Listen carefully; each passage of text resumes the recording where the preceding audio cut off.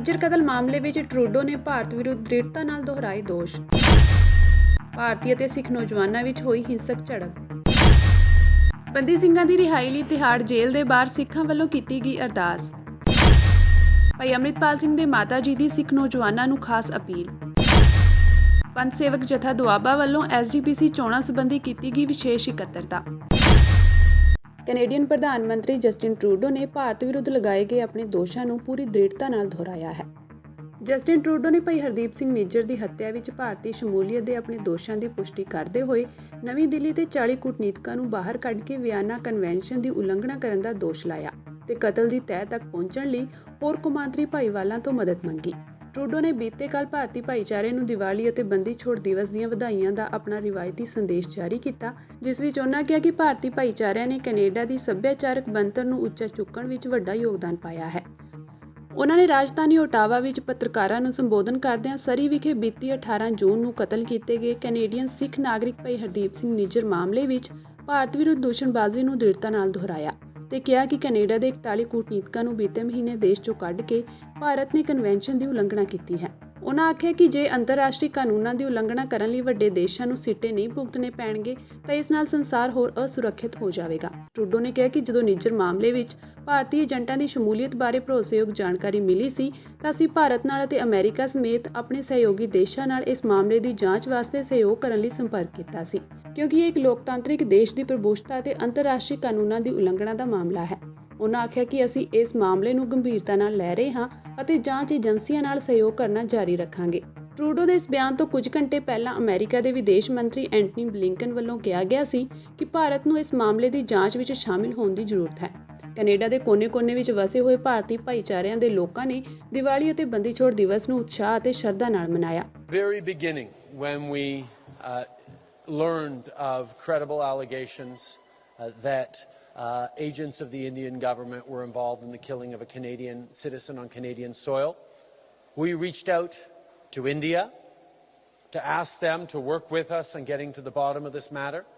We also reached out to our friends and allies like the United States and others to work on this really serious violation of international law and of sovereignty of a democracy. This is something that we are taking very, very seriously. We will continue to work with all partners as law enforcement and investigative agencies continue to do their work.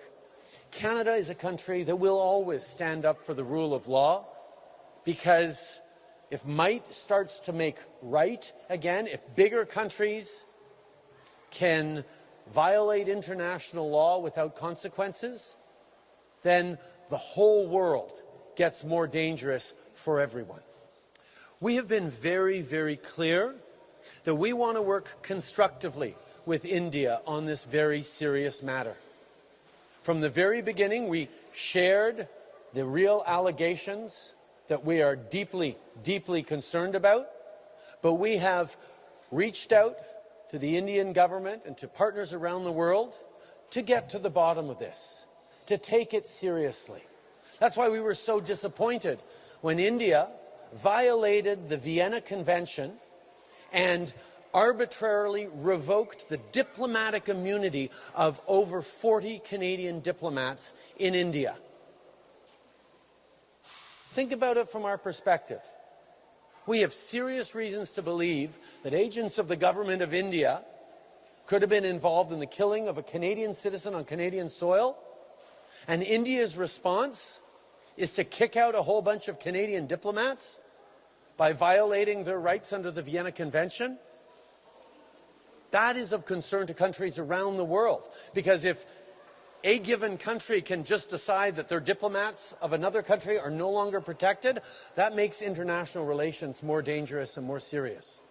But every step of the way, we have tried to work constructively and positively with India, and we will continue to. And that means continuing to work with Indian government diplomats.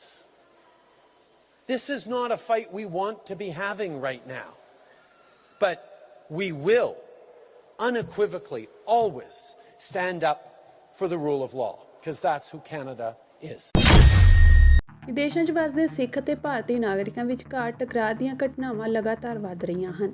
ਅਜਿਹੇ ਹੀ ਟਕਰਾਅ ਦੀ ਇੱਕ ਘਟਨਾ Mississauga ਵਿੱਚ ਦੀਵਾਲੀ ਵਾਲੀ ਸ਼ਾਮ ਨੂੰ ਵਾਪਰੀ। Mississauga ਦੇ ਵੈਸਟਵੁੱਡ ਪਲਾਜ਼ਾ ਤੇ ਭਾਰਤੀ ਨੌਜਵਾਨਾਂ ਅਤੇ ਸਿੱਖਾਂ ਵਿਚਕਾਰ ਝੜਪ ਹੋਈ। ਭਾਰਤੀ ਨੌਜਵਾਨਾਂ ਵੱਲੋਂ ਸਿੱਖ ਨੌਜਵਾਨਾਂ ਨੂੰ ਉਕਸਾਇਆ ਗਿਆ। ਭਾਰਤੀ ਨੌਜਵਾਨਾਂ ਵੱਲੋਂ ਭਾਰਤ ਹਿਮਾਇਤੀ ਨਾਅਰੇ ਲਗਾਏ ਗਏ। ਇਸ ਦੇ ਜਵਾਬ ਵਿੱਚ ਸਿੱਖ ਨੌਜਵਾਨਾਂ ਨੇ ਖਾਲਿਸਤਾਨ ਜ਼ਿੰਦਾਬਾਦ ਦੀ ਨਾਅਰੇਬਾਜ਼ੀ ਕੀਤੀ, ਜਿਸ ਤੋਂ ਬਾਅਦ ਇਸ ਝੜਪ ਨੇ ਹਿੰਸਕ ਰੂਪ ਧਾਰਨ ਕਰ ਲਿਆ। ਇਸ ਦੌਰਾਨ ਕਈ ਨੌਜਵਾਨਾਂ ਦੇ ਗੰਭੀਰ ਸੱਟਾਂ ਵੀ ਲੱਗੀਆਂ। ਘਟਨਾ ਦੀ ਜਾਣਕਾਰੀ ਮਿਲਣ ਤੇ ਮਿਸੀਸਾਗਾ ਦੀ ਸਥਾਨਕ ਪੁਲਿਸ ਨੇ ਪਹੁੰਚ ਕੇ ਨੌਜਵਾਨਾਂ ਨੂੰ ਆਪਣੀ ਹਿਰਾਸਤ ਵਿੱਚ ਲੈ ਲਿਆ।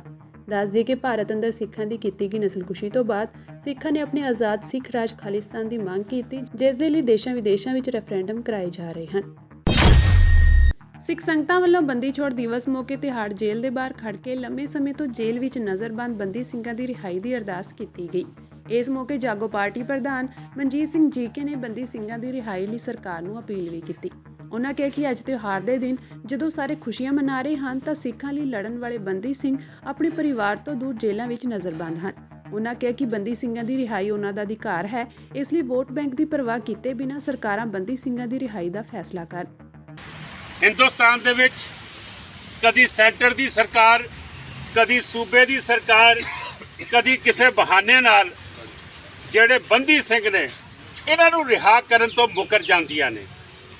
2019 ਚ ਮੋਦੀ ਸਰਕਾਰ ਨੇ ਨੋਟੀਫਿਕੇਸ਼ਨ ਕੀਤਾ ਸੀ 8 ਸਿੰਘਾਂ ਦੀ ਰਿਹਾਈ ਦਾ। ਉਸ ਤੋਂ ਵੀ ਜਦੋਂ ਮਸਲਾ ਸੁਪਰੀਮ ਕੋਰਟ 'ਚ ਗਿਆ ਤੇ ਜਾ ਕੇ ਕਹਿਤਾ ਕਿ ਅਮਨ ਨੂੰ ਖਤਰਾ ਹੈ ਇਹਨਾਂ ਨੂੰ ਅਗਰ ਛੱਡਿਆ ਜਾਏਗਾ। ਕੇਜਰੀਵਾਲ ਸਰਕਾਰ ਜਿਹਦੇ ਹੱਥ ਦੇ ਵਿੱਚ ਪ੍ਰੋਫੈਸਰ ਭੁੱਲਰ ਸਾਹਿਬ ਦੀ ਔਰ ਇੱਕ ਹੋਰ ਰਿਹਾਈ ਉਹਨਾਂ ਦੇ ਹੱਥ 'ਚ ਹੈ, ਉਹ ਵੀ ਮੁੱਕਰ ਜਾਂਦੀ ਹੈ। ਮੈਂ ਸਮਝਦਾ ਕਿ ਸਾਡੇ ਜਿਹੜੇ ਸਿੰਘ ਜੇਲ੍ਹਾਂ 'ਚ ਬੈਠੇ ਨੇ ਉਹ ਕੋਈ ਕ੍ਰਿਮੀਨਲ ਨਹੀਂ ਸੀਗੇ, ਉਹਨਾਂ ਦਾ ਕੋਈ ਸਜ਼ਾ ਯਾਫਤਾ ਜਾਂ ਕੋਈ ਕ੍ਰਿਮੀਨਲ ਰਿਕਾਰਡ ਨਹੀਂ ਸੀਗਾ। ਜੋ ਕਾਂਗਰਸ ਦੇ ਰਾਜ 'ਚ ਇੰਦਰਾ ਗਾਂਧੀ ਨੇ ਜਿਸ ਤਰੀਕੇ ਨਾਲ ਦਰਬਾਰ ਸਾਹਿਬ ਢਾਟੇਰੀ ਕੀਤਾ, ਉਹਦੇ ਬਾਅਦ ਨਵੰਬਰ 84 ਚ ਜੋ ਕੁਝ ਹੋਇਆ ਪੂਰੇ ਹਿੰਦੁਸਤਾਨ ਬਰਬਰਤਾ ਦਾ ਨੰਗਾ ਨਾਚ ਹੋਇਆ, ਗੁਰੂ ਗ੍ਰੰਥ ਸਾਹਿਬ ਦੀ ਬੇਦਬੀਆਂ ਹੋਈਆਂ, ਉਹਦੇ ਵਿੱਚ ਭਾਵੁਕ ਹੋ ਕੇ ਕਈ ਸਿੰਘਾਂ ਨੇ ਕੁਝ ਕੰਮ ਕੀਤੇ ਔਰ ਕਈਆਂ ਦੇ ਉੱਤੇ ਨਜਾਇਜ਼ ਕੇਸ ਪਾਏ ਗਏ। ਜਿਹੜੇ ਅੱਜ ਜੇਲ੍ਹਾਂ 'ਚ ਬੈਠੇ ਨੇ ਉਹ ਸਾਰਿਆਂ ਦੇ ਉੱਤੇ ਕੋਈ ਕੇਸ ਨਹੀਂ ਬਣਦੇ। ਤੁਹਾਡੇ ਸਾਹਮਣੇ ਮੈਂ ਐਗਜ਼ਾਮਪਲ ਬੈਠਾ, ਐਨਐਸਏ ਵੀ ਭੁਗਤ ਚੁੱਕਾ ਵਾਂ, ਟ੍ਰਾਂਜ਼ਿਸਟਰ ਬੰਬ ਕੇਸ ਵੀ ਭੁਗਤ ਚੁੱਕਾ ਵਾਂ, ਮੈਨੂੰ ਉਸ ਚੁੱਕ ਕੇ ਲੈ ਗਏ ਸੀਗੇ। ਮੈਂ ਸਮਝਦਾ ਵਾਂ ਕਿ ਝੂਠੇ ਕੇਸਾਂ 'ਚ ਸੱਚੇ ਕੇਸਾਂ 'ਚ ਮੁਲਕ ਦਾ ਇੱਕ ਕਾਨੂੰਨ ਹੈ ਕਿ ਜੇ ਉਮਰ ਕੈਦ ਪੂਰੀ ਹੋ ਗਈ ਤਾਂ ਛੁੱਟਣੇ ਚਾਹੀਦੇ ਨੇ। ਇੱਥੇ ਦੋ ਵਾਰੀ ਉਮਰ ਕੈਦਾਂ ਪੂਰੀਆਂ ਕਰ ਚੁੱਕੇ ਨੇ ਤਾਂ ਵੀ ਉਹਨਾਂ ਨੂੰ ਛੱਡਿਆ ਨਹੀਂ ਜਾ ਰਿਹਾ।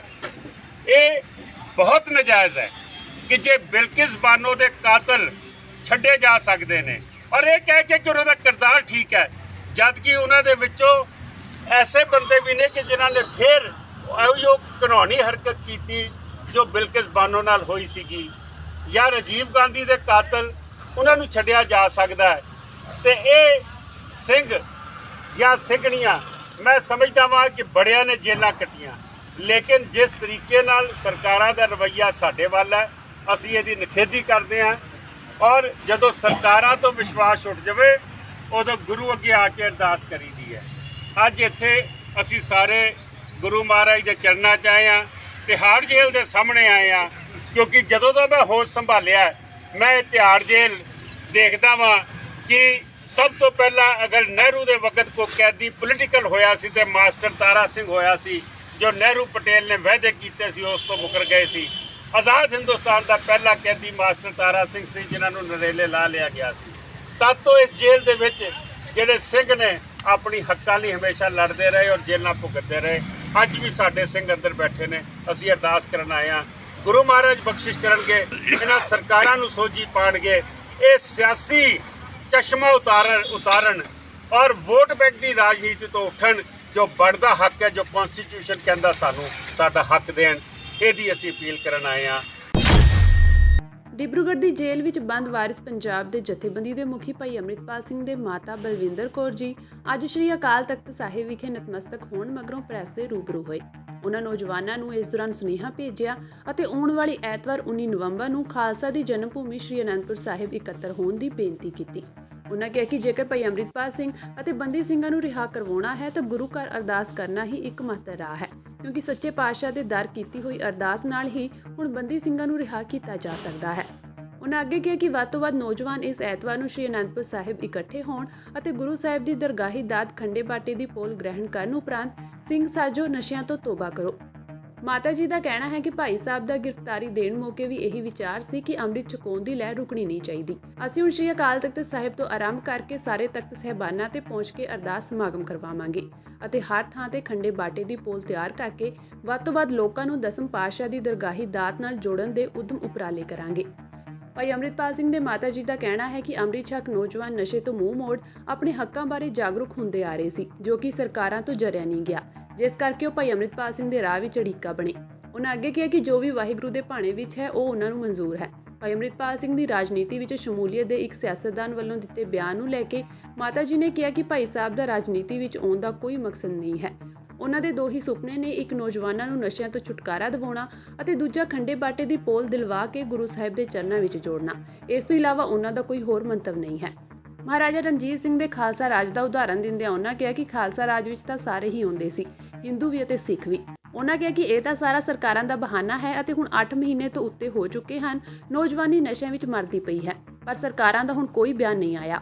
ਮਾਤਾ ਬਲਵਿੰਦਰ ਕੌਰ ਜੀ ਦਾ ਕਹਿਣਾ ਹੈ ਕਿ ਉਹ ਸਿੰਘ ਸਾਹਿਬ ਸ਼੍ਰੀ ਅਕਾਲ ਤਖਤ ਸਾਹਿਬ ਨੂੰ ਵੀ ਬੇਨਤੀ ਕਰਦੇ ਹਨ ਕਿ ਵੱਧ ਤੋਂ ਵੱਧ ਲੋਕਾਂ ਨੂੰ ਅਪੀਲ ਕੀਤੀ ਜਾਵੇ ਅਤੇ ਅਗਾਂਹ ਵੱਧ ਕੇ ਇਸ ਮੁਹਿੰਮ ਨੂੰ ਨੇਪਰੇ ਚਾੜਿਆ ਜਾਵੇ। ਅਸੀਂ ਇਹ ਸੰਗਤ ਨੂੰ ਕਹਿਣਾ ਚਾਹੁੰਦੇ ਕਿ ਪੰਜਾਂ ਤਖਤਾਂ ਤੇ ਹੀ ਮਤਲਬ ਅਰਦਾਸ ਕਰਾ ਕੇ ਅਖੰਡ ਪਾਠ ਸਾਹਿਬ ਕਰਾ ਕੇ ਅਰਦਾਸ ਕਰਾਉਣੀ ਹੈ। ਸਾਰੀਆਂ ਸੰਗਤਾਂ ਨੂੰ ਅਪੀਲ ਹੈ ਵੀ ਵੱਧ ਚੜ ਕੇ ਪਹੁੰਚੋ, ਅਰਦਾਸ 'ਚ ਸ਼ਾਮਲ ਹੋਵੋ, ਕਿਉਂਕਿ ਮਹਾਰਾਜ ਵਾਹਿਗੁਰੂ ਦੇ ਘਰੋਂ ਇਨਾਮ ਮਿਲਣਾ ਵਾ ਤੇ ਅਰਦਾਸ ਨਾਲ ਹੀ ਹੋ ਸਕਦਾ ਕਿ ਸਾਰੇ ਬੰਦੀ ਸਿੰਘਾਂ ਨੂੰ ਰਿਹਾਈ ਮਿਲੇ। ਗੁਰੂ ਘਰੋਂ ਮਿਲਣੀ ਹੈ ਰਿਹਾਈ, ਤੇ ਇਸ ਕਰਕੇ ਅਸੀਂ ਇਹ ਫੈਸਲਾ ਲਿਆ 19 ਤਰੀਕ ਨੂੰ ਐਤਵਾਰ 10 ਵਜੇ ਉੱਥੇ ਅਰਦਾਸ ਹੋਊਗੀ ਤੇ ਵੱਧ ਤੋਂ ਵੱਧ ਸਾਰੇ ਨੌਜਵਾਨ ਅਰਦਾਸ 'ਚ ਸ਼ਾਮਲ ਹੋਣ ਤੇ ਅੰਮ੍ਰਿਤ ਸੰਚਾਰ ਬਾਅਦ 'ਚ ਕਰਵਾਇਆ ਜਾਊਗਾ। ਸਾਰੇ ਜਾਣੇ ਵੱਧ ਤੋਂ ਵੱਧ ਅੰਮ੍ਰਿਤ ਸੰਚਾਰ ਕਰਨ, ਕਿਉਂਕਿ ਜਿਹੜੇ ਕਕਾਰ ਆ ਫਰੀ ਦਿੱਤੇ ਜਾਣਗੇ ਪਰਿਵਾਰ ਵੱਲੋਂ। ਜਿੰਨੇ ਵੀ ਭੈਣਾਂ ਭਰਾ ਜਿੰਨੇ ਵੀ ਨੌਜਵਾਨ ਅੰਮ੍ਰਿਤ ਛਕ ਸਕਦੇ ਆ, ਵੱਧ ਤੋਂ ਵੱਧ ਭਾਈ ਸਾਹਿਬ ਦਾ ਇਹ ਹੀ ਮਤਲਬ ਫੈਸਲਾ ਸੀ ਗ੍ਰਿਫਤਾਰੀ ਦੇਣ ਦੇ ਸਮੇਂ ਵੀ ਅੰਮ੍ਰਿਤ ਸੰਚਾਰ ਦੀ ਜਿਹੜੀ ਲਹਿਰ ਆ ਉਹ ਬੰਦ ਨਹੀਂ ਹੋਣੀ ਚਾਹੀਦੀ।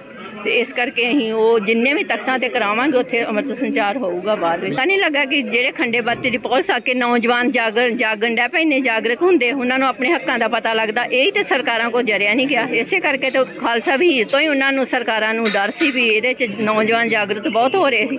ਇਸੇ ਕਰਕੇ ਉਹਨਾਂ ਭਾਈ ਅੰਮ੍ਰਿਤਪਾਲ ਸਿੰਘ ਨੂੰ ਨਹੀਂ ਇਹ ਕੰਮ ਕਰਨ ਦਿੱਤਾ। ਚਲੋ ਜੋ ਬਾਕੀ ਵਾਹਿਗੁਰੂ ਦੇ ਭਾਣੇ ਵਿੱਚ ਹੋਊਗਾ। ਸਿਆਸਤਦਾਨ ਕਹਿ ਰਹੇ ਨੇ ਕਿ ਭਾਈ ਅੰਮ੍ਰਿਤਪਾਲ ਨੂੰ ਇਲੈਕਸ਼ਨ ਦੇ ਵਿੱਚ ਉਤਾਰਿਆ ਜਾਵੇਗਾ। ਨਹੀਂ ਇਹ ਭਾਈ ਸਾਹਿਬ ਦੀ ਕੋਈ ਨਹੀਂ। ਚਲੋ ਜੇ ਕਿਸ ਲੀਡਰ ਨੇ ਕਿਹਾ ਵਾ ਉਹਦਾ ਅਸੀਂ ਦਿਲੋਂ ਸਤਿਕਾਰ ਕਰਦੇ ਹਾਂ।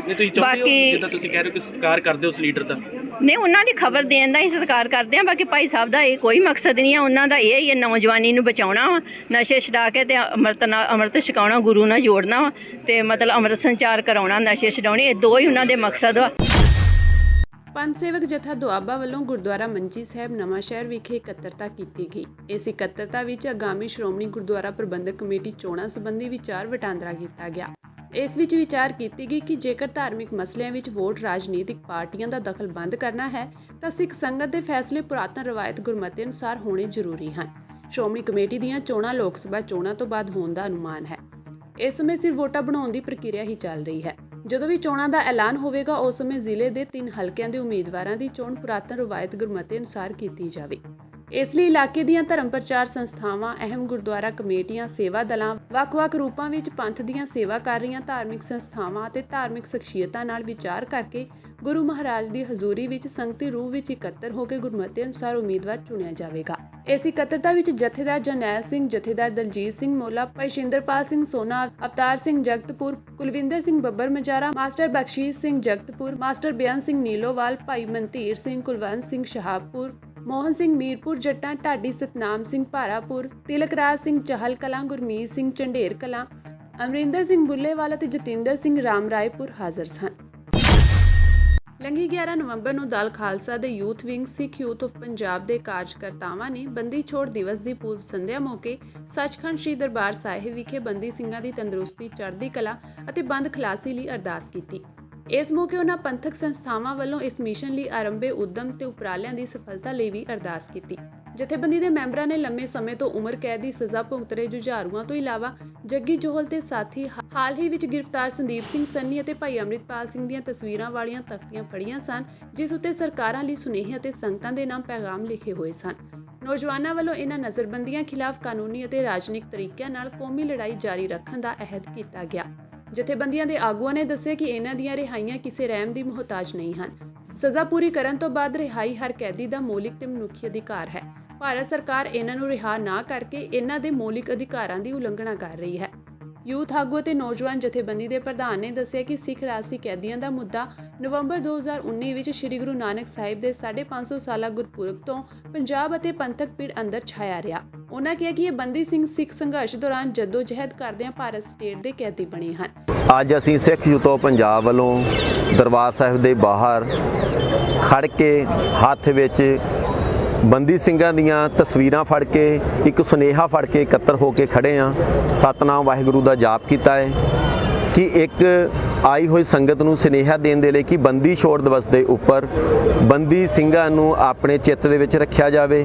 ਉਹਨਾਂ ਲਈ ਅਰਦਾਸ ਬੇਨਤੀ ਕੀਤੀ ਜਾਵੇ ਕਿ ਜਿਹੜੇ ਸਾਡੀ ਖਾਤਰ ਪਿਛਲੇ ਲੰਬੇ ਸਮੇਂ ਤੋਂ ਜੇਲ੍ਹਾਂ ਵਿੱਚ ਬੰਦ ਨੇ ਤੇ ਲਗਾਤਾਰ ਲੰਮੇ ਸਮੇਂ ਤੋਂ ਬੰਦ ਬੰਦੀ ਸਿੰਘਾਂ ਨੂੰ ਰਿਹਾ ਕਰਵਾਉਣ ਦੇ ਲਈ ਸੰਘਰਸ਼ ਜਾਰੀ ਆ, ਉਹੀ ਅਰਦਾਸ ਬੇਨਤੀ ਕਰਨ ਦੇ ਲਈ ਅਸੀਂ ਇਕੱਤਰ ਹੋਏ ਹਾਂ। ਤੇ ਅਸੀਂ ਇੱਕ ਸ਼੍ਰੋਮਣੀ ਕਮੇਟੀ ਨੂੰ ਅਪੀਲ ਕਰਦੇ ਹਾਂ ਕਿ ਉਹ ਇਸ ਸੰਘਰਸ਼ ਨੂੰ, ਬੰਦੀ ਸਿੰਘਾਂ ਦੀ ਰਿਹਾਈ ਨੂੰ ਇੱਕ ਵੱਡਾ ਸੰਘਰਸ਼ ਐਲਾਨ ਕਰੇ। ਉਹ ਅਗਾਂਹ ਹੋ ਕੇ ਸਟੈਪ ਪੱਟੇ ਤੇ ਪੰਥਕ ਜਥੇਬੰਦੀਆਂ ਨੂੰ ਨਾਲ ਲੈ ਕੇ ਇੱਕ ਆਗਾਜ਼ ਕੀਤਾ ਜਾਵੇ ਸੰਘਰਸ਼ ਦਾ। ਭਾਰਤ ਸਰਕਾਰ ਨੂੰ ਅਲਟੀਮੇਟਮ ਦੇਵੇ, ਕਿਉਂਕਿ ਭਾਰਤ ਸਰਕਾਰ, ਉਹਦੇ ਗਵਰਨਰ ਪਹਿਲਾਂ ਵੀ 2015 ਤੋਂ ਲੈ ਕੇ ਹੁਣ ਤੱਕ ਕਈ ਵਾਰ ਵਾਅਦੇ ਕਰਕੇ ਬੰਦੀ ਸਿੰਘਾਂ ਨੂੰ ਰਿਹਾ ਕਰਾਉਣ ਦੀ ਗੱਲ ਕਹਿ ਕੇ ਬਾਰ-ਬਾਰ ਮੁੱਕ ਰਹੇ ਨੇ। ਹੁਣ ਸਾਨੂੰ ਇੱਕ ਪੱਕਾ ਸਟੈਂਡ ਕਰਨਾ ਚਾਹੀਦਾ ਆ ਤੇ ਸ਼੍ਰੋਮਣੀ ਕਮੇਟੀ ਨੂੰ ਅਲਟੀਮੇਟਮ ਦੇਣਾ ਚਾਹੀਦਾ ਆ ਤੇ ਸੰਘਰਸ਼ ਦਾ ਆਗਾਜ਼ ਕਰਨ। ਅਸੀਂ ਸਿੱਖ ਯੂਥ ਪੰਜਾਬ ਵੱਲੋਂ ਇਹ ਅਪੀਲ ਕਰਦੇ ਹਾਂ ਤੇ ਇੱਕ ਅਸੀਂ ਸੰਗਤ ਨੂੰ ਅਪੀਲ ਕਰਦੇ ਹਾਂ ਕਿ ਆਪਣੇ ਆਪਣੇ ਗੁਰੂ ਘਰਾਂ ਦੇ ਵਿੱਚ ਬੰਦੀ ਸਿੰਘਾਂ ਦੀ ਰਿਹਾਈ ਦੇ ਲਈ ਅਰਦਾਸ ਬੇਨਤੀ ਕਰਨ। ਤੇ ਦੂਸਰੀ ਗੱਲ ਇਹ ਹੈ ਕਿ ਆਪਣੇ ਘਰ ਦੇ ਵਿੱਚ ਆਪਣੇ ਬੱਚਿਆਂ ਨੂੰ ਇਹਨਾਂ ਬੰਦੀ ਸਿੰਘਾਂ ਬਾਰੇ ਜ਼ਰੂਰ ਦੱਸਣ ਜਿਨ੍ਹਾਂ ਨੇ ਸਾਡੀ ਖਾਤਰ ਪਿਛਲੇ ਲੰਮੇ ਸਮੇਂ ਤੋਂ 35 ਸਾਲ ਤੋਂ 20 ਸਾਲ ਤੋਂ 25 ਸਾਲ ਤੋਂ ਜੇਲ੍ਹਾਂ ਵਿੱਚ ਬੰਦ ਨੇ ਤੇ ਇਹਨਾਂ ਦੀ ਜਿਹੜੀ ਗਿਣਤੀ ਲਗਾਤਾਰ ਜਾਰੀ ਹੈ। ਪਿਛਲੇ ਲੰਮੇ ਸਮੇਂ 'ਚ ਵੀ ਦੇਖ ਸਕਦੇ ਹੋ ਕਿ ਇੱਕ ਤੇ ਉਹ ਨੇ ਜਿਨ੍ਹਾਂ ਦੇ ਉੱਪਰ ਬਹੁਤ ਤਕੜੇ ਕਾਨੂੰਨ ਲਾ ਕੇ ਜਿਨ੍ਹਾਂ ਨੇ ਐਕਸ਼ਨ ਕੀਤੇ ਉਹਨਾਂ ਨੂੰ ਬੰਦੀ ਬਣਾਇਆ ਗਿਆ ਤੇ ਬਹੁਤ ਸਾਰੇ ਹੁਣ ਛੱਡਣ ਦੀ ਬਜਾਏ ਨਵੇਂ 8-10 ਸਿੰਘ ਨੇ ਜਿਹੜੇ ਤੁਸੀਂ ਦੇਖ ਸਕਦੇ ਹੋ ਕਿ ਦੁਬਾਰਾ ਬੰਦੀ ਬਣਾ ਕੇ ਦਿਬਰੂਗੜ੍ਹ ਜੇਲ੍ਹ ਵੀ ਭੇਜੇ ਗਏ ਨੇ। ਉਹਨਾਂ ਸਾਰਿਆਂ ਦੀ ਬੰਦ ਖਲਾਸੀ ਲਈ ਅਸੀਂ ਅਰਦਾਸ ਬੇਨਤੀ ਕਰਨ ਦੇ ਲਈ ਅਕਾਲ ਤਖਤ ਸਾਹਿਬ ਇਕੱਤਰ ਹੋਏ ਹਾਂ। ਕਈ ਸਾਲਾਂ ਤੋਂ ਜੇਲ੍ਹ ਵਿੱਚ ਨਜ਼ਰਬੰਦ ਭਾਈ ਬਲਵੰਤ ਸਿੰਘ ਰਾਜੋਆਣਾ ਨੇ ਸ਼੍ਰੀ ਅਕਾਲ ਤਖਤ ਸਾਹਿਬ ਦੇ ਜਥੇਦਾਰ ਨੂੰ ਮੁੜ ਪੱਤਰ ਲਿਖਿਆ ਹੈ। ਇਸ ਵਿੱਚ ਉਹਨਾਂ ਨੇ 1 ਦਸੰਬਰ ਤੋਂ ਭੁੱਖ ਹੜਤਾਲ ਤੇ ਬੈਠਣ ਦਾ ਐਲਾਨ ਕੀਤਾ ਹੈ। ਇਸ ਤੋਂ ਪਹਿਲਾਂ ਰਾਜੋਆਣਾ ਨੇ ਸ਼੍ਰੀ ਅਕਾਲ ਤਖਤ ਸਾਹਿਬ ਦੇ ਜਥੇਦਾਰ ਨੂੰ ਪੱਤਰ ਲਿਖ ਕੇ ਸ਼੍ਰੋਮਣੀ ਕਮੇਟੀ ਅਤੇ ਅਕਾਲੀ ਦਲ ਦੁਆਰਾ ਉਹਨਾਂ ਦੀ ਫਾਂਸੀ ਦੀ ਸਜ਼ਾ ਦੇ ਵਿਰੁੱਧ 12 ਸਾਲ ਪਹਿਲਾਂ ਪਾਈ ਗਈ ਪਟੀਸ਼ਨ ਨੂੰ ਵਾਪਸ ਲੈਣ ਲਈ ਆਦੇਸ਼ ਜਾਰੀ ਕਰਨ ਦੀ ਅਪੀਲ ਕੀਤੀ ਸੀ। ਇਸ ਮਗਰੋਂ ਜਥੇਦਾਰ ਨੇ ਬੰਦੀ ਸਿੰਘਾਂ ਦੀ ਰਿਹਾਈ ਲਈ ਸਿੱਖ ਸੰਸਥਾਵਾਂ ਨੂੰ ਠੋਸ ਕਦਮ ਚੁੱਕਣ ਦੇ ਆਦੇਸ਼ ਦਿੱਤੇ ਸਨ। ਜਥੇਦਾਰ ਨੇ ਸ਼੍ਰੋਮਣੀ ਕਮੇਟੀ ਤੋਂ 15 ਦਿਨਾਂ ਦੇ ਅੰਦਰ ਕਾਰਵਾਈ ਦੀ ਰਿਪੋਰਟ ਮੰਗੀ ਹੈ, ਜਿਸ ਮਗਰੋਂ ਰਾਜੋਆਣਾ ਨੇ ਕਿਹਾ ਕਿ ਉਹ ਭੁੱਖ ਹੜਤਾਲ ਰੱਖਣ ਦੇ ਆਪਣੇ ਫੈਸਲੇ ਨੂੰ 20 ਦਿਨਾਂ ਦੇ ਲਈ ਅੱਗੇ ਪਾ ਰਹੇ ਹਨ। ਰਾਜੋਆਣਾ ਨੇ ਤਾਜ਼ਾ ਪੱਤਰ ਵਿੱਚ ਲਿਖਿਆ, ਸਿੰਘ ਸਾਹਿਬ ਜੀ, ਸਭ ਤੋਂ ਪਹਿਲਾਂ ਮੈਂ ਸਮੁੱਚੇ ਖਾਲਸਾ ਪੰਥ ਦੀ ਚੜ੍ਹਦੀ ਕਲਾ ਲਈ ਉਸ ਅਕਾਲ ਪੁਰਖ ਵਾਹਿਗੁਰੂ ਜੀ ਅੱਗੇ ਅਰਦਾਸ ਕਰਦਾ ਹਾਂ। ਸਿੰਘ ਸਾਹਿਬ ਜੀ, ਇਸ ਤੋਂ ਪਹਿਲਾਂ ਮੈਂ ਆਪ ਜੀ ਨੂੰ 2 ਚਿੱਠੀਆਂ ਲਿਖ ਕੇ 12 ਸਾਲ ਪਹਿਲਾਂ ਸ਼੍ਰੀ ਅਕਾਲ ਤਖਤ ਸਾਹਿਬ ਜੀ ਦੇ ਆਦੇਸ਼ ਅਤੇ ਸ਼੍ਰੋਮਣੀ ਗੁਰਦੁਆਰਾ ਪ੍ਰਬੰਧਕ ਕਮੇਟੀ ਵੱਲੋਂ ਮੇਰੀ ਫਾਂਸੀ ਦੀ ਸਜ਼ਾ ਨੂੰ ਉਮਰ ਕੈਦ ਵਿੱਚ ਬਦਲਣ ਦੇ ਲਈ ਰਾਸ਼ਟਰਪਤੀ ਜੀ ਕੋਲ ਪਾਈ ਗਈ ਅਪੀਲ ਨੂੰ ਵਾਪਸ ਲੈਣ ਲਈ ਸ਼੍ਰੀ ਅਕਾਲ ਤਖਤ ਸਾਹਿਬ ਜੀ ਤੋਂ ਸ਼੍ਰੋਮਣੀ ਗੁਰਦੁਆਰਾ ਪ੍ਰਬੰਧਕ ਕਮੇਟੀ ਨੂੰ ਆਦੇਸ਼ ਜਾਰੀ ਕਰਨ ਦੀ ਬੇਨਤੀ ਕੀਤੀ ਸੀ।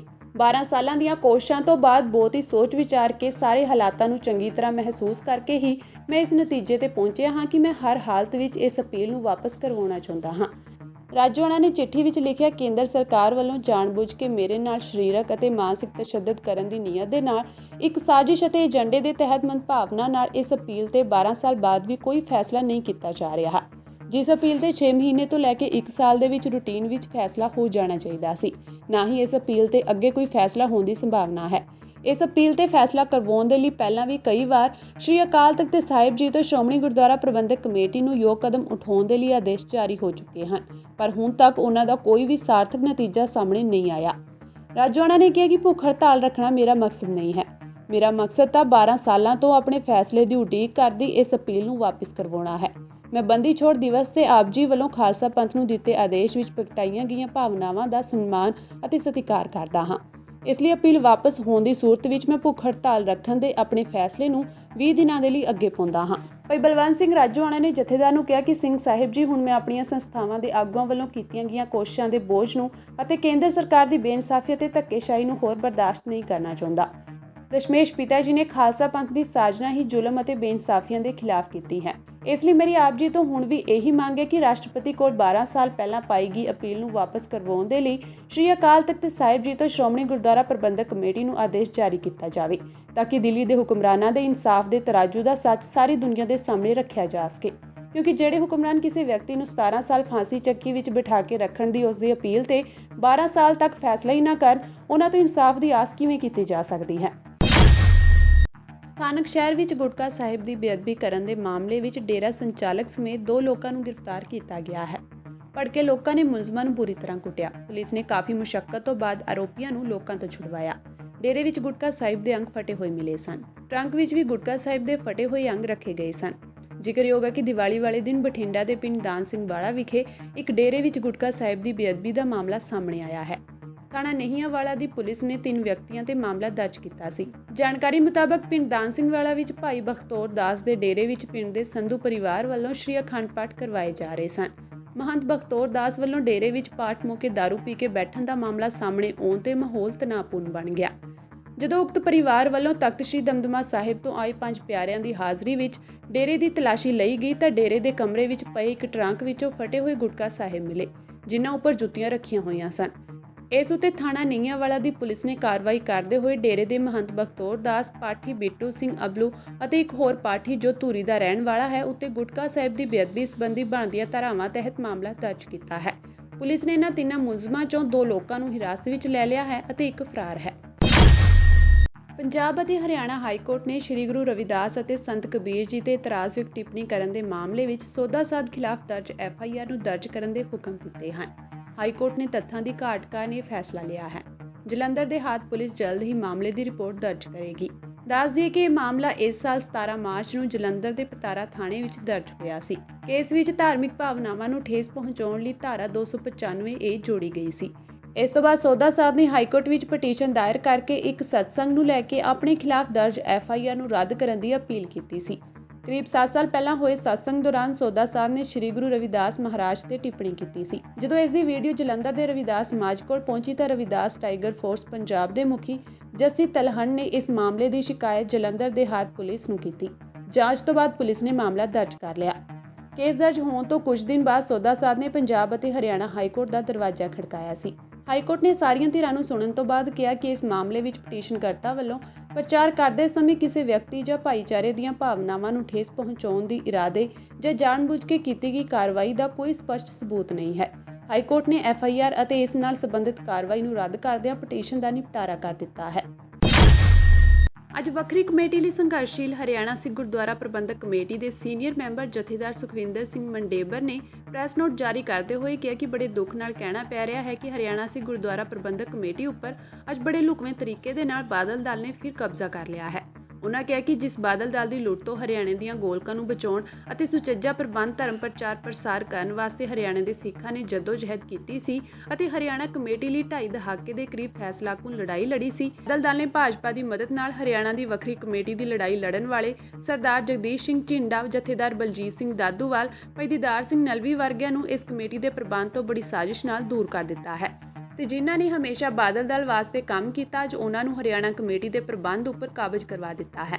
ਪ੍ਰਬੰਧਕੀ ਢਾਂਚੇ ਤੋਂ ਇਲਾਵਾ ਦਫ਼ਤਰੀ ਸਟਾਫ ਵਿੱਚ ਵੀ ਅੱਜ ਬਾਦਲ ਦਲ ਦੇ ਚਹੇਤੇ ਜਸਵਿੰਦਰ ਸਿੰਘ ਦੀਨਪੁਰ ਤਰਨਤਾਰਨ ਨੂੰ ਮੁੱਖ ਸਕੱਤਰ ਅਤੇ ਭਰਪੂਰ ਸਿੰਘ ਬਠਿੰਡਾ ਨੂੰ ਧਰਮ ਪ੍ਰਚਾਰ ਸਕੱਤਰ ਲਗਾ ਦਿੱਤਾ ਗਿਆ ਹੈ, ਜੋ ਕਿ ਹਰਿਆਣਾ ਦੀਆਂ ਸਿੱਖ ਸੰਗਤਾਂ ਦੀਆਂ ਭਾਵਨਾਵਾਂ ਨਾਲ ਸਿੱਧਾ ਖਿਲਵਾੜ ਹੈ ਅਤੇ ਹਰਿਆਣਾ ਦੇ ਸਿੱਖਾਂ ਨਾਲ ਕੀਤਾ ਵੱਡਾ ਧੋਖਾ ਹੈ। ਉਨ੍ਹਾਂ ਕਿਹਾ ਕਿ ਮਹੰਤ ਕਰਮਜੀਤ ਸਿੰਘ ਦੀ ਪ੍ਰਧਾਨਗੀ ਸਮੇਂ ਅਤੇ ਮੌਜੂਦਾ ਆਰਜ਼ੀ ਪ੍ਰਧਾਨ ਭੁਪਿੰਦਰ ਸਿੰਘ ਅਸੰਧ ਨੇ ਜਸਵਿੰਦਰ ਸਿੰਘ ਦੀਨਪੁਰ ਨੂੰ ਪੰਜਾਬ ਤੋਂ ਲਿਆ ਕੇ ਇੱਥੇ ਮੁੱਖ ਸਕੱਤਰ ਲਗਵਾ ਲਿਆ ਸੀ ਅਤੇ ਮਹੰਤ ਕਰਮਜੀਤ ਸਿੰਘ ਦੇ OSD ਭਰਪੂਰ ਸਿੰਘ ਬਠਿੰਡਾ ਨੂੰ ਹੁਣ ਧਰਮ ਪ੍ਰਚਾਰ ਸਕੱਤਰ ਲਗਾ ਦਿੱਤਾ ਹੈ, ਜਦੋਂ ਕਿ ਹਰਿਆਣਾ ਵਿੱਚ ਸ਼ੁਰੂ ਤੋਂ ਦਫ਼ਤਰੀ ਕੰਮ ਕਰ ਰਿਹਾ ਬਹੁਤ ਹੀ ਮਿਹਨਤੀ ਅਤੇ ਸਿਆਣਾ ਸਟਾਫ ਹੈ, ਜਿਸ ਨੂੰ ਸਾਈਡ ਲਾਈਨ ਕਰਕੇ ਉਹਨਾਂ ਉੱਪਰ ਪੰਜਾਬ ਤੋਂ ਲਿਆ ਕੇ ਬਾਦਲ ਦਲ ਦੇ ਕਰਿੰਦਿਆਂ ਨੂੰ ਬਿਠਾ ਦਿੱਤਾ ਗਿਆ ਹੈ, ਜੋ ਕਿ ਹਰਿਆਣਾ ਵਿੱਚ ਕੰਮ ਕਰ ਰਹੇ ਮਿਹਨਤੀ ਸਟਾਫ ਦੇ ਨਾਲ ਵੀ ਸਰਾਸਰ ਧੱਕਾ ਹੈ। ਜਥੇਦਾਰ ਮੰਡੇਬਰ ਨੇ ਕਿਹਾ ਕਿ ਹਰਿਆਣਾ ਕਮੇਟੀ ਵਾਸਤੇ ਸਰਦਾਰ ਝਿੰਡਾ ਤੇ ਸਰਦਾਰ ਨਲਵੀ ਨੇ ਸ਼ੁਰੂ ਤੋਂ ਸੰਘਰਸ਼ ਕੀਤਾ ਅਤੇ ਉਹਨਾਂ ਦੇ ਸਾਥੀਆਂ ਨੇ ਧਰਨੇ ਮੁਜ਼ਾਹਰੇ ਕੀਤੇ। ਮੁਕੱਦਮੇ ਚੱਲੇ। ਜਥੇਦਾਰ ਦਾਦੂਵਾਲ ਦੀ ਪ੍ਰਧਾਨਗੀ ਦੇ ਵਿੱਚ ਹਰਿਆਣਾ ਕਮੇਟੀ ਦਾ ਸੁਪਰੀਮ ਕੋਰਟ ਵਿੱਚੋਂ ਕੇਸ ਜਿੱਤਿਆ ਗਿਆ ਅਤੇ ਜਥੇਦਾਰ ਦਾਦੂਵਾਲ ਨੇ ਪਹਿਲਾਂ ਵੀ 2014 ਤੇ ਹੁਣ 20 ਫਰਵਰੀ 2023 ਨੂੰ ਕੁਰੂਕਸ਼ੇਤਰ ਸਮੇਤ ਹੋਰ ਗੁਰਦੁਆਰਿਆਂ ਦਾ ਪ੍ਰਬੰਧ ਹਰਿਆਣਾ ਕਮੇਟੀ ਨੂੰ ਲੈ ਕੇ ਦਿੱਤਾ। ਪਰ ਬਾਦਲ ਦਲ ਵੱਲੋਂ ਭਾਜਪਾ ਨਾਲ ਪੁਰਾਣੇ ਸਬੰਧਾਂ ਨੂੰ ਵਰਤਦੇ ਹੋਏ ਇਹਨਾਂ ਸੰਘਰਸ਼ੀ ਆਗੂਆਂ ਨੂੰ ਹਰਿਆਣਾ ਕਮੇਟੀ ਦੇ ਮੌਜੂਦਾ ਪ੍ਰਬੰਧ ਤੋਂ ਦੂਰ ਕਰ ਦਿੱਤਾ ਗਿਆ ਤੇ ਬਾਦਲ ਦਲ ਨੇ ਆਪਣੇ ਚਹੇਤੇ ਹਰਿਆਣਾ ਕਮੇਟੀ ਦੇ ਪ੍ਰਬੰਧਕ ਅਤੇ ਦਫ਼ਤਰੀ ਸਟਾਫ ਵਿੱਚ ਫਿੱਟ ਕਰ ਦਿੱਤੇ ਹਨ, ਜਿਨ੍ਹਾਂ ਨੇ ਗੁਰੂ ਦੇ ਖਜ਼ਾਨੇ ਦੀ ਲੁੱਟ ਵੱਡੇ ਪੱਧਰ ਤੇ ਸ਼ੁਰੂ ਕਰ ਦਿੱਤੀ ਹੈ, ਜਿਸ ਦੇ ਪ੍ਰਗਟਾਵੇ ਜਲਦੀ ਆਉਣ ਵਾਲੇ ਦਿਨਾਂ ਵਿੱਚ ਕੀਤੇ ਜਾਣਗੇ। ਇਸ ਦੀ ਹੁਣ ਹਰਿਆਣਾ ਦੀਆਂ ਸਿੱਖ ਸੰਗਤਾਂ ਨੂੰ ਸਮਝ ਆ ਰਹੀ ਹੈ ਕਿ ਇਹ ਸਾਰਾ ਕੁਝ ਬਾਦਲ ਬੀਜੇਪੀ ਦੀ ਮਿਲੀ ਭੁਗਤ ਦੇ ਨਾਲ ਬੜੀ ਸਾਜ਼ਿਸ਼ ਤਹਿਤ ਹੋ ਰਿਹਾ ਹੈ। ਜਥੇਦਾਰ ਮੰਡੇਬਰ ਨੇ ਕਿਹਾ ਕਿ ਹਰਿਆਣਾ ਦੀਆਂ ਸਿੱਖ ਸੰਗਤਾਂ ਨਾਲ ਤਾਲਮੇਲ ਕੀਤਾ ਜਾ ਰਿਹਾ ਹੈ ਤੇ ਜਲਦੀ ਹੀ ਇੱਕ ਵੱਡੇ ਸੰਘਰਸ਼ ਦੇ ਰੂਪ ਵਿੱਚ ਇਹਨਾਂ ਬਾਦਲ ਦਲੀਆਂ ਦਾ ਕਬਜ਼ਾ ਹਰਿਆਣਾ ਸਿੱਖ ਗੁਰਦੁਆਰਾ ਪ੍ਰਬੰਧਕ ਕਮੇਟੀ ਤੋਂ ਹਟਾਉਣ ਲਈ ਪ੍ਰਚੰਡ ਸੰਘਰਸ਼ ਵਿੱਢਿਆ ਜਾਵੇਗਾ, ਕਿਉਂਕਿ ਹਰਿਆਣਾ ਦੇ ਸਿੱਖ ਬਾਦਲ ਦਲ ਅਤੇ ਭਾਜਪਾ ਹਰਿਆਣਾ ਸਰਕਾਰ ਦੀ ਆਪਣੇ ਗੁਰਦੁਆਰਿਆਂ ਗੁਰਧਾਮਾਂ ਵਿੱਚ ਸਿਆਸੀ ਦਖਲਅੰਦਾਜ਼ੀ ਨੂੰ ਕਦੇ ਬਰਦਾਸ਼ਤ ਨਹੀਂ ਕਰਨਗੇ ਅਤੇ ਆਉਣ ਵਾਲੇ ਦਿਨਾਂ ਵਿੱਚ ਵੱਡਾ ਸੰਘਰਸ਼ ਜਲਦ ਹੀ ਸ਼ੁਰੂ ਕੀਤਾ ਜਾਵੇਗਾ। ਹਰਿਆਣਾ ਦੇ ਜ਼ਿਲ੍ਹਾ ਪਾਣੀਪਤ ਵਿੱਚ ਸ਼ਰਾਰਤੀ ਅਨਸਰਾਂ ਵੱਲੋਂ ਸਿੱਖ ਨੌਜਵਾਨ ਦੀ ਕੁੱਟਮਾਰ ਕਰਕੇ ਪੱਗ ਲਾਹੀ ਗਈ, ਜਿਸ ਨੂੰ ਲੈ ਕੇ ਪਾਣੀਪਤ ਦੇ ਸਿੱਖਾਂ ਵਿੱਚ ਭਾਰੀ ਰੋਸ ਪੈਦਾ ਹੋ ਗਿਆ ਹੈ। ਜਾਣਕਾਰੀ ਅਨੁਸਾਰ 11 ਨਵੰਬਰ ਸ਼ਨੀਚਰਵਾਰ ਨੂੰ ਰਾਤ ਤਕਰੀਬਨ 9 ਵਜੇ ਦੇ ਕਰੀਬ ਸਿੱਖ ਨੌਜਵਾਨ ਗੁਰਦੀਪ ਸਿੰਘ ਪੁੱਤਰ ਬਲਵੀਰ ਸਿੰਘ, ਜੋ ਕਿ ਸੈਕਟਰ 13-17 ਦੇ ਪੈਟਰੋਲ ਪੰਪ ਤੇ ਗਿਆ ਤਾਂ 3 ਸ਼ਰਾਰਤੀ ਅਨਸਰਾਂ ਵੱਲੋਂ ਉਸ ਨੂੰ ਰੋਕ ਲਿਆ ਗਿਆ ਅਤੇ ਕਹਿਣ ਲੱਗੇ ਕਿ ਬੋਲ ਹਿੰਦੁਸਤਾਨ ਜਿੰਦਾਬਾਦ, ਜਿਸ ਤੇ ਸਿੱਖ ਨੌਜਵਾਨ ਨੇ ਹਿੰਦੁਸਤਾਨ ਜਿੰਦਾਬਾਦ ਬੋਲ ਦਿੱਤਾ, ਜਿਸ ਤੋਂ ਬਾਅਦ ਤਿੰਨੋਂ ਸ਼ਰਾਰਤੀ ਅਨਸਰਾਂ ਵੱਲੋਂ ਗਲਤ ਨਾਅਰੇਬਾਜ਼ੀ ਕਰਨ ਲਈ ਕਿਹਾ ਗਿਆ ਤਾਂ ਸਿੱਖ ਨੌਜਵਾਨ ਨੇ ਬਿਨਾਂ ਕੁਝ ਬੋਲੇ ਉੱਥੋਂ ਨਿਕਲਣਾ ਚਾਹਿਆ ਤਾਂ ਤਿੰਨੋਂ ਨੌਜਵਾਨਾਂ ਨੇ ਸਿੱਖ ਨੌਜਵਾਨ ਤੇ ਹਮਲਾ ਕਰ ਦਿੱਤਾ। ਸਿੱਖ ਨੌਜਵਾਨ ਉਹਨਾਂ ਕੋਲੋਂ ਆਪਣੀ ਜਾਨ ਬਚਾਉਣ ਲਈ ਕੋਲ ਲੱਗਦੇ ਠੇਕੇ ਵਿੱਚ ਵੜ ਗਿਆ ਤਾਂ ਸ਼ਰਾਰਤੀ ਅਨਸਰ ਵੀ ਸਿੱਖ ਨੌਜਵਾਨ ਦੇ ਪਿੱਛੇ ਠੇਕੇ ਵਿੱਚ ਵੜ ਕੇ ਸਿੱਖ ਨੌਜਵਾਨ ਦੀ ਬੈਲਟਾਂ ਨਾਲ ਕੁੱਟਮਾਰ ਕਰਨ ਲੱਗੇ। ਸਿੱਖ ਨੌਜਵਾਨ ਦੀ ਪੱਗ ਲਾਹੀ ਗਈ, ਜਿਸ ਦੀ ਸ਼ਿਕਾਇਤ ਪਾਣੀਪਤ ਪੁਲਿਸ ਨੂੰ ਦਿੱਤੀ ਗਈ ਹੈ, ਪਰ ਮਾਮਲੇ ਨੂੰ ਕੋਈ ਖਾਸ ਤਵੱਜੋ ਨਹੀਂ ਦਿੱਤੀ ਗਈ, ਜਦਕਿ ਕੁੱਟਮਾਰ ਦੀ ਠੇਕੇ ਵਿੱਚ ਲੱਗੇ ਕੈਮਰੇ ਦੀ ਸੀਸੀਟੀਵੀ ਫੁਟੇਜ ਵਿੱਚ ਤਸਵੀਰਾਂ ਸਾਫ਼ ਨਜ਼ਰ ਆ ਰਹੀਆਂ ਹਨ ਕਿ ਕਿਵੇਂ 3 ਸ਼ਰਾਰਤੀ ਅਨਸਰ ਸਿੱਖ ਨੌਜਵਾਨ ਦੀ ਕੁੱਟਮਾਰ ਕਰ ਰਹੇ ਹਨ। ਹਰਿਆਣਾ ਸਿੱਖ ਗੁਰਦੁਆਰਾ ਮੈਨੇਜਮੈਂਟ ਕਮੇਟੀ ਦੇ ਮੈਂਬਰ ਮੋਹਨਜੀਤ ਸਿੰਘ ਦੀ ਅਗਵਾਈ ਵਿੱਚ ਸਿੱਖਾਂ ਵੱਲੋਂ ਇਕੱਠ ਕਰਕੇ ਪੁਲਿਸ ਪ੍ਰਸ਼ਾਸਨ ਨਾਲ ਗੱਲਬਾਤ ਕਰਨ ਤੇ ਪੁਲਿਸ ਪ੍ਰਸ਼ਾਸਨ ਨੇ 3 ਸ਼ਰਾਰਤੀ ਨੌਜਵਾਨਾਂ ਤੇ ਕਾਰਵਾਈ ਕਰਦੇ ਹੋਏ ਮੁਕੱਦਮਾ ਦਰਜ ਕੀਤਾ ਹੈ। ਹਰਿਆਣਾ ਸਿੱਖ ਗੁਰਦੁਆਰਾ ਪ੍ਰਬੰਧਕ ਕਮੇਟੀ ਦੇ ਮੈਂਬਰ ਮੋਹਨਜੀਤ ਸਿੰਘ ਨੇ ਦੋਸ਼ ਲਾਇਆ ਕਿ ਪੁਲਿਸ ਜਾਣਬੁੱਝ ਕੇ ਕਾਰਵਾਈ ਨਹੀਂ ਕਰ ਰਹੀ। ਮਾਮੂਲੀ ਧਾਰਾ ਲਗਾ ਕੇ ਮੁਕੱਦਮਾ ਦਰਜ ਕੀਤਾ ਗਿਆ, ਜਦੋਂ ਕਿ ਸਿੱਖ ਨੌਜਵਾਨ ਦੀ ਪੱਗ ਲਾਹੀ ਗਈ ਹੈ ਅਤੇ ਸਿੱਖ ਭਾਵਨਾ ਦੇ ਨਾਲ ਖਿਲਵਾੜ ਕਰਨ ਦਾ ਮੁਕੱਦਮਾ ਬਣਦਾ ਹੈ। ਪੁਲਿਸ ਪ੍ਰਸ਼ਾਸਨ ਵੱਲੋਂ ਮਾਮੂਲੀ ਧਾਰਾ ਲਗਾ ਕੇ ਹੀ FIR ਦਰਜ ਕੀਤੀ ਗਈ ਹੈ। ਉਹਨਾਂ ਕਿਹਾ ਕਿ ਜੇਕਰ ਪੁਲਿਸ ਪ੍ਰਸ਼ਾਸਨ ਨੇ ਸਿੱਖ ਭਾਵਨਾ ਨਾਲ ਖਿਲਵਾੜ ਕਰਨ ਦੀ ਧਾਰਾ ਨਾ ਲਗਾਈ ਤਾਂ ਅਸੀਂ ਪਾਣੀਪਤ ਵਿੱਚ ਇੱਕ ਵੱਡਾ ਸੰਘਰਸ਼ ਕਰਾਂਗੇ। ਪੁਲਿਸ ਜਾਂਚ ਅਧਿਕਾਰੀ ਨੇ ਜਾਣਕਾਰੀ ਦਿੰਦੇ ਹੋਏ ਦੱਸਿਆ ਕਿ ਪੁਲਿਸ ਪ੍ਰਸ਼ਾਸਨ ਨੇ 3 ਸ਼ਰਾਰਤੀ ਨੌਜਵਾਨਾਂ ਤੇ ਮੁਕੱਦਮਾ ਨੰਬਰ 409 ਧਾਰਾ 148 149 323 506 ਤਹਿਤ ਮੁਕੱਦਮਾ ਦਰਜ ਕੀਤਾ ਹੈ ਅਤੇ ਪੁਲਿਸ ਪ੍ਰਸ਼ਾਸਨ ਵੱਲੋਂ ਮਾਮਲੇ ਦੀ ਜਾਂਚ ਕੀਤੀ ਜਾ ਰਹੀ ਹੈ।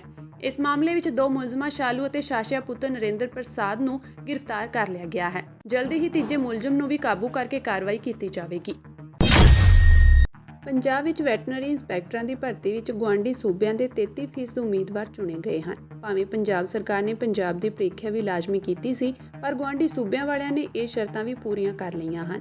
ਪਾਵਰਕੌਮ, ਟਰਾਂਸਕੋ ਤੇ ਪਸ਼ੂ ਪਾਲਣ ਵਿਭਾਗ ਅਜਿਹੇ ਅਦਾਰੇ ਹਨ ਜਿਨ੍ਹਾਂ ਵਿੱਚ ਨੌਕਰੀਆਂ ਦਾ ਵੱਧ ਮੌਕਾ ਗੁਆਂਢੀ ਸੂਬਿਆਂ ਨੂੰ ਮਿਲ ਰਿਹਾ ਹੈ। ਪਸ਼ੂ ਪਾਲਣ ਵਿਭਾਗ ਨੇ 9 ਨਵੰਬਰ ਨੂੰ ਪੱਤਰ ਜਾਰੀ ਕਰਕੇ 342 ਵੈਟਰਨਰੀ ਇੰਸਪੈਕਟਰਾਂ ਨੂੰ ਨਿਯੁਕਤੀ ਦੀ ਪੇਸ਼ਕਸ਼ ਕੀਤੀ ਹੈ। ਇਨ੍ਹਾਂ ਕੁੱਲ 342 ਉਮੀਦਵਾਰਾਂ ਵਿੱਚੋਂ ਹਰਿਆਣਾ ਦੇ 93 ਜਦੋਂ ਕਿ ਰਾਜਸਥਾਨ ਦੇ 19 ਹਨ। ਹਰਿਆਣਾ ਅਤੇ ਰਾਜਸਥਾਨ ਦੇ ਭਰਤੀ ਹੋਏ ਕੁੱਲ 112 ਅਤੇ ਪੰਜਾਬ ਦੇ 230 ਉਮੀਦਵਾਰਾਂ ਨੂੰ ਨਿਯੁਕਤੀ ਪੱਤਰਾਂ ਦੀ ਪੇਸ਼ਕਸ਼ ਕੀਤੀ ਗਈ ਹੈ।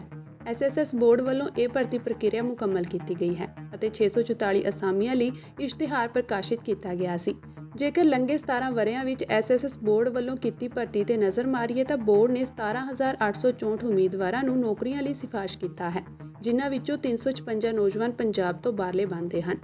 ਅਕਾਲੀ ਭਾਜਪਾ ਹਕੂਮਤ ਸਮੇਂ 2013 ਵਿੱਚ 1400 ਕਲਰਕ ਭਰਤੀ ਕੀਤੇ ਗਏ ਸਨ ਅਤੇ ਉਹਨਾਂ ਵਿੱਚੋਂ 122 ਉਮੀਦਵਾਰ ਦੂਜੇ ਸੂਬਿਆਂ ਦੇ ਸਨ। ਕੈਪਟਨ ਅਮਰਿੰਦਰ ਸਿੰਘ ਸਰਕਾਰ ਸਮੇਂ ਬੋਰਡ ਨੇ 547 ਜੂਨੀਅਰ ਡਰਾਫਟਸਮੈਨ ਭਰਤੀ ਕੀਤੇ ਸਨ, ਜਿਨ੍ਹਾਂ ਵਿੱਚ ਚੰਡੀਗੜ੍ਹ ਦੇ 17, ਉੱਤਰ ਪ੍ਰਦੇਸ਼ ਦਾ 1, ਰਾਜਸਥਾਨ ਦੇ 25, ਹਿਮਾਚਲ ਪ੍ਰਦੇਸ਼ ਦੇ 3, ਜੰਮੂ ਕਸ਼ਮੀਰ ਦੇ 2 ਅਤੇ ਦਿੱਲੀ ਦੇ 1 ਉਮੀਦਵਾਰ ਦੀ ਵੀ ਸਿਫਾਰਿਸ਼ ਕੀਤੀ ਗਈ ਸੀ। ਸਾਲ 2022 ਵਿੱਚ ਭਰਤੀ ਕੀਤੇ 429 ਉਮੀਦਵਾਰਾਂ ਵਿੱਚੋਂ 76 ਉਮੀਦਵਾਰ ਪੰਜਾਬ ਤੋਂ ਬਾਹਰਲੇ ਸੂਬਿਆਂ ਦੇ ਸਨ। ਪਸ਼ੂ ਪਾਲਣ ਮੰਤਰੀ ਨੇ ਪਿਛਲੇ ਸਾਲ 13 ਸਤੰਬਰ ਨੂੰ 68 ਵੈਟਰਨਰੀ ਇੰਸਪੈਕਟਰਾਂ ਨੂੰ ਨਿਯੁਕਤੀ ਪੱਤਰ ਵੰਡੇ ਸਨ, ਜਿਨ੍ਹਾਂ ਵਿੱਚ 35 ਹਰਿਆਣਾ ਦੇ ਅਤੇ 2 ਰਾਜਸਥਾਨ ਦੇ ਸਨ। ਪੰਜਾਬ ਸਟੇਟ ਵੈਟਰਨਰੀ ਇੰਸਪੈਕਟਰਸ ਐਸੋਸੀਏਸ਼ਨ ਦੇ ਜਨਰਲ ਸਕੱਤਰ ਗੁਰਪ੍ਰੀਤ ਸਿੰਘ ਨਾਭਾ ਦਾ ਕਹਿਣਾ ਸੀ ਕਿ ਸਰਕਾਰ ਨੌਕਰੀਆਂ ਲਈ ਡੋਮਿਸਾਈਲ ਦੀ ਸ਼ਰਤ ਲਗਾਵੇ ਤਾਂ ਜੋ ਪੰਜਾਬ ਦੇ ਨੌਜਵਾਨਾਂ ਦੇ ਹੱਕ ਸੁਰੱਖਿਅਤ ਰਹਿਣ। ਦੱਸਦੀ ਕਿ ਹਰਿਆਣਾ ਤੇ ਰਾਜਸਥਾਨ ਇਹਨਾਂ ਨੌਕਰੀਆਂ ਲਈ ਪੰਜਾਬ ਦੇ ਉਮੀਦਵਾਰਾਂ ਨੂੰ ਵਿਚਾਰਦੇ ਵੀ ਨਹੀਂ ਹਨ।